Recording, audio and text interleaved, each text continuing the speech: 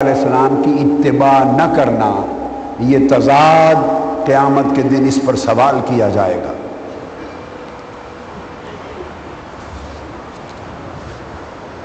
حضرت ذوالنون مصری رضی اللہ تعالیٰ عنہ روایت کرتے ہیں، آپ فرماتے ہیں، جس کو امام سلمی نے روایت کیا، قال اللہ تعالی من کان لی مطیعا کنت لہ ولیہ، جو شخص اپنی پوری زندگی میں میرا مطیع ہو جائے،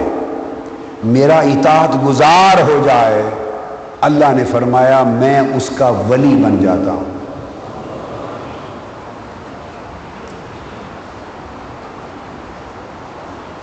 جو پوری زندگی میں میرا اطاعت گزار ہو جائے، میرے فرمان کی پیروی کرنے والا بن جائے، میرے حکم کی تعمیل کرنے والا بن جائے، میں اس کا ولی ہو جاتا ہوں۔ پھر وہ مجھ پر اعتماد رکھے تو فرمایا کہ جو میرا اپنے عمل میں، زندگی میں، قال میں، حال میں، اعمال میں کامل مطیع ہو جائے،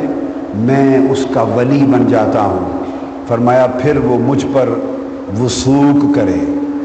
اعتماد کرے،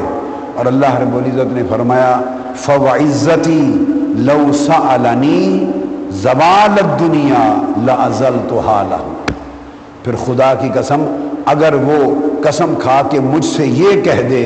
کہ اس باری تعالیٰ اس ساری دنیا کو مٹا دے، اگر میرا بندہ یہ بھی سوال کر دے تو اس کی خاطر دنیا کو بھی مٹا دوں گا، نیست و نابود کر دوں گا، مگر جو میرا ہو جاتا ہے وہ مجھ سے ایسی باتیں نہیں کیا کرتا، ایسے سوال نہیں کرتا۔ وہ تو 72 تن پورے کے پورے کربلا میں کٹ جائیں اور نیزوں پہ لٹک جائیں تو تب بھی یہ نہیں کہتا کہ ان یزیدیوں کو مٹا دو، نیزوں پہ سر چڑھ جائیں اور لاشوں پہ گھوڑے چل کے ان کو ریزہ ریزہ کر دیں، چونکہ اس پر اعتماد رکھتے ہیں، وہ تو تب بھی نہیں کہتے کہ باری تعالیٰ ان یزیدیوں کو مٹا دے، نہیں، وہ اپنا معاملہ اللہ پہ چھوڑ دیتے ہیں، اللہ پہ چھوڑ دیتے ہیں۔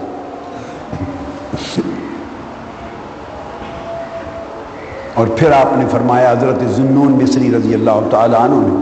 الانس باللہ من صفاء القلب مع اللہ والتفرد باللہ